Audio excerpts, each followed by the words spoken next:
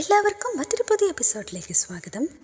ഇന്നത്തെ എപ്പിസോഡിൻ്റെ തുടക്കത്തിൽ ഭവാനി പറഞ്ഞത് പ്രകാരം കള്ളസാക്ഷി പറയാനായിട്ട് ഒരു ഓട്ടോറിക്ഷക്കാരൻ ഇപ്പോൾ പോലീസ് സ്റ്റേഷനിൽ എത്തിയിരിക്കുകയാണ്. ഞാൻ പറഞ്ഞതുപോലെ തന്നെ നീ അകത്തിയെന്ന് പറയണം. അച്യുതൻ നിന്നെ വിട്ട് മദ്യം വാങ്ങിച്ചുവെന്നും അതിനുള്ള ബില്ലും മറ്റും നീ തെളിവോട് സഹിതം അവിടെ കാണിക്കണമെന്നാണ് ഭവാനി ആവശ്യപ്പെടുന്നത്.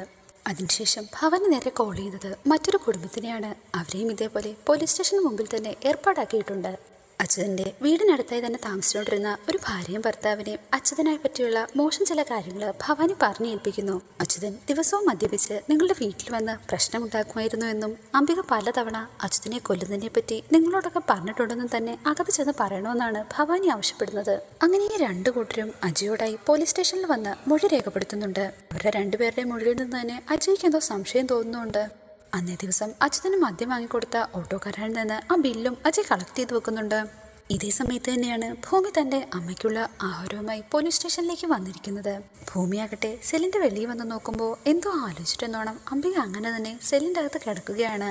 ഇപ്പോൾ ഭൂമി അമ്മയെന്ന് വിളിച്ചത് കേട്ടാണ് അംബിക ആകട്ടെ സ്വപ്നത്തിൽ നിന്നുണരുന്നത്. അങ്ങനെ അവർ രണ്ടുപേരും വിഷമങ്ങളെല്ലാം കരഞ്ഞു തീർക്കുന്നു. ഭൂമി അമ്മയോട് ചോദിക്കുന്നു, അമ്മ എന്തിനാ ഇങ്ങനെ കരയുന്നത്? ഒരു തെറ്റ് ചെയ്തിട്ടില്ലെന്ന് എനിക്കറിയാലോ. അതിനു വേണ്ടുന്ന തെളിവുകളൊക്കെ ശേഖരിക്കാനാണ് ഇത്രയും ദിവസം ഞാൻ നോക്കിയത്. അമ്മയെ രക്ഷിക്കാൻ വേണ്ടുന്ന എല്ലാ തെളിവുകളും ഇപ്പം തന്നെ കിട്ടിക്കഴിഞ്ഞു. എൻ്റെ പ്രൊഫസറായിട്ടുള്ള രാമേന്ദ്രൻ സാറിനെ കാണാൻ ഞാൻ ഉടനെ തന്നെ പോകുന്നുണ്ട്. കൂടിപ്പോയ ഒരു 3-4 ദിവസം അതിനുള്ളിൽ ഞാൻ അമ്മയെ പുറത്തിറക്കുമെന്ന് ഭൂമി ഉറപ്പ് കൊടുക്കുന്നു. അതിനുശേഷം ഭൂമി തൻ്റെ കയ്യിലിരിക്കുന്ന ചോറ്റുപാത്രമാണ് അംബികയെ കാണിക്കുന്നത്. ദേ ഇത് കണ്ടോ, ഞാൻ അമ്മയ്ക്ക് വേണ്ടി ഉണ്ടായിക്കൊണ്ടുവന്ന ഭക്ഷണമാണ്. ലക്ഷ്മി ചേച്ചി എന്നെ സഹായിക്കാനുണ്ടായിട്ടുകൂടി ഞാൻ ഒന്നും തന്നെ ചെയ്യിപ്പിച്ചില്ല. എല്ലാം ഞാൻ തന്നെ അമ്മയ്ക്ക് ഉണ്ടായിക്കൊണ്ടുവന്നു.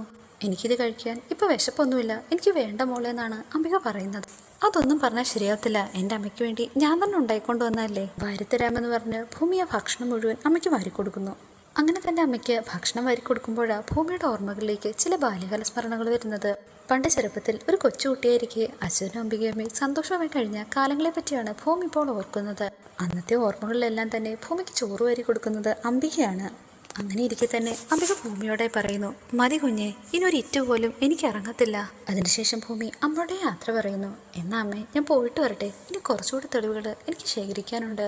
ഇത് പറഞ്ഞ് പോകാൻ നിൽക്കുന്ന ഭൂമിയോടെ അംബിക ചോദിക്കുന്നു, മോളെ നീ വെറുതെ എന്നെ ആശ്വസിപ്പിക്കാൻ വേണ്ടി പറഞ്ഞതൊന്നുമല്ലല്ലോ, ശരിക്കും പറഞ്ഞതല്ലേ? മറുപടിയെ ഭൂമി, അല്ലമ്മേ ഞാൻ ശരിക്കും പറഞ്ഞതാ. വേണ്ട തെളിവുകളൊക്കെ തന്നെ എനിക്ക് ഇപ്പോഴേ കിട്ടിക്കഴിഞ്ഞു. അങ്ങനെ അമ്മയ്ക്ക് ഭക്ഷണമെല്ലാം കൊടുത്ത ശേഷം ഭൂമിയാകട്ടെ നേരെ അജയുടെ റൂമിലേക്കാണ് പോകുന്നത്. അജയാകട്ടെ ഭൂമിയുടെ കേസിനെ പറ്റിയാണ് ലോയറോട് സംസാരിച്ചുകൊണ്ടിരുന്നത് തന്നെ. അമ്മയെ കണ്ടപാടെ അവർ പറയുന്നുണ്ട്, വളരെ വിഷമത്തോടുകൂടി ഒരു കാര്യം അറിയിക്കേണ്ടതുണ്ട്, പക്ഷെ പറയാതിരിക്കാൻ പറ്റത്തില്ല. ഇതുവരെയും അംബികയ്ക്ക് അനുകൂലമായിട്ട് ഒരു തെളിവുകളും കിട്ടിയിട്ടില്ല. എല്ലാ തെളിവുകളും അംബികയ്ക്ക് എതിരാണെന്ന് അവർ ഭൂമിയെ അറിയിക്കുന്നു. അന്ന് ആ റൂമിൽ നിന്ന് കിട്ടിയ കത്തില് അച്യുതൻ മദ്യപിച്ചിട്ടുണ്ടായിരുന്നു എന്നാണ് എഴുതിയിരിക്കുന്നത്. ഇത് കേട്ടപാടെ ഭൂമി അതിനെ എതിർക്കുന്നു. സാർ, എൻ്റെ അച്ഛൻ മദ്യപിക്കാറൊന്നുമില്ല. ഇത് കേൾക്കുന്ന അജയ്, അതൊക്കെ എന്തായാലും പോസ്റ്റ്മോർട്ടം റിപ്പോർട്ട് വന്നിട്ട് നമുക്ക് തീരുമാനിക്കാമെന്ന് ഭൂമിയോടായി പറയുന്നു. അജയ് ആകട്ടെ സമയം നോക്കിയിട്ട്, അല്ല റിപ്പോർട്ട് വരാൻ നേരായി കാണല്ലോ, പുറത്തുള്ള പോലീസുകാരനോട് റിപ്പോർട്ട് സബ്മിറ്റ് ചെയ്യാനായിട്ട് ആവശ്യപ്പെടുന്നു. അതിൽ മൊത്തത്തിൽ നോക്കിയ ശേഷം ഭൂമിയോട് പറയുന്നു, ഈ റിപ്പോർട്ടിൽ അടിവരയിട്ട് പറഞ്ഞിട്ടുണ്ട് അച്യുതൻ മരണസമയത്ത് മദ്യപിച്ചിരുന്നുവെന്ന്. ഇനിയിപ്പോൾ എന്താ ചെയ്യാൻ പറ്റുന്നതെന്ന് ഞാനൊന്ന് നോക്കട്ടെ. എൻ്റെ കഴിവിൽ പരമാവധി ഞാൻ സഹായിക്കാൻ ശ്രമിക്കാമെന്നാണ് അജയ് പറയുന്നത്. അതിൽ എനിക്ക് വിശ്വാസമുണ്ടെന്ന് പറഞ്ഞ് ഭൂമി അവിടെ നിന്ന് മടങ്ങിപ്പോകുന്നു. അങ്ങനെ ഭൂമി അവിടെ നിന്ന് വിഷമത്തോടുകൂടി ഇറങ്ങിപ്പോകുന്നത് കണ്ട് അജയ് ആകട്ടെ ആൽഫ്രഡിനോട് പറയുന്നു, താനൊന്ന് ചെല്ലടോ, ചെന്ന് എന്തെങ്കിലും പറഞ്ഞൊന്ന് ആശ്വസിപ്പിക്കുക.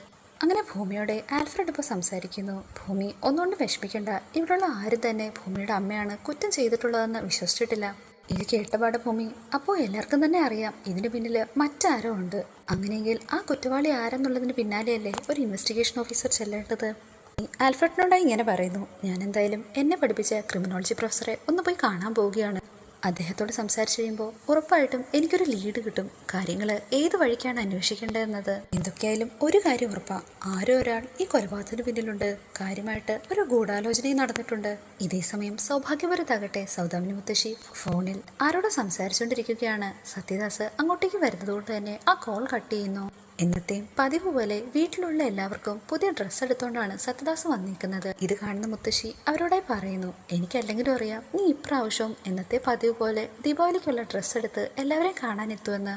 സത്യദാസ് ആകട്ടെ അജയ് എന്തെന്നാണ് ചോദിക്കുന്നത്. അജയ് മുകളിലുണ്ട്, ഞാൻ പോയി വിളിച്ചോണ്ട് വരാമെന്നും പറഞ്ഞ് അഞ്ജന പെട്ടെന്ന് തന്നെ അവിടെ നിന്ന് പോകുന്നു.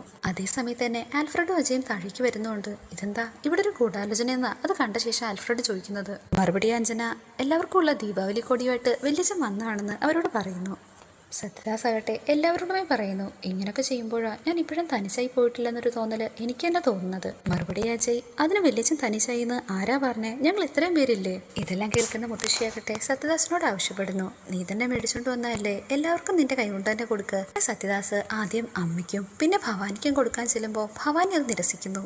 അതുകൊണ്ട് തന്നെ സത്യദാസിന് വളരെയധികം വിഷമമാവുന്നുണ്ട്. പെട്ടെന്ന് തന്നെ അവിടെ നിന്ന് പോകാൻ തുടങ്ങുന്ന സത്യദാസിനെ മുത്തശ്ശി തടയുന്നുണ്ട്. ഇന്നത്തെ ആഘോഷത്തിന്റെ പ്രത്യേകത നിനക്ക് അറിയാവുന്നതല്ലേ, പിന്നെന്തിനാ നീ ഇപ്പൊ തന്നെ പോകുന്നത്? ഏതൊരു ആഘോഷ ദിവസം വരുമ്പോഴും എന്റെ മനസ്സിന് ഒരു സമാധാനം ഇല്ലെന്നാണ് സത്യദാസ് പറയുന്നത്. എന്റെ സുമിത്രയും അഭിരാമി മോളെയും പറ്റി ഓർക്കാത്ത ഒരു ദിവസം പോലും ഇല്ല. അവരെ കൂട്ടാത്ത ഒരു ആഘോഷത്തിൽ പങ്കെടുക്കാൻ എനിക്ക് താല്പര്യമില്ലെന്ന് പറഞ്ഞ് സത്യദാസ് അവിടെ നിന്ന് പോകുന്നു. ആരെന്തൊക്കെ പറഞ്ഞിട്ടും സത്യദാസിന് സമാധാനമാവുന്നില്ലെന്ന് കണ്ട് മുത്തശ്ശി പുറകെ ചെന്ന് സത്യദാസിനെ കൂട്ടിക്കൊണ്ടുവരുന്നു. അൽഫ്രഡും സത്യദാസിനോടെ പറയുന്നുണ്ട്, നമുക്ക് പടക്കമൊക്കെ പൊട്ടിച്ച് ഇന്ന് ആഘോഷിക്കാമെന്നേ. സാറ് പോവരുത്. അങ്ങനെ അവരുടെ എല്ലാവരുടെയും നിർബന്ധപ്രകാരം സത്യദാസ് അവിടെ തന്നെ കൂടാനായിട്ട് തീരുമാനിക്കുന്നു.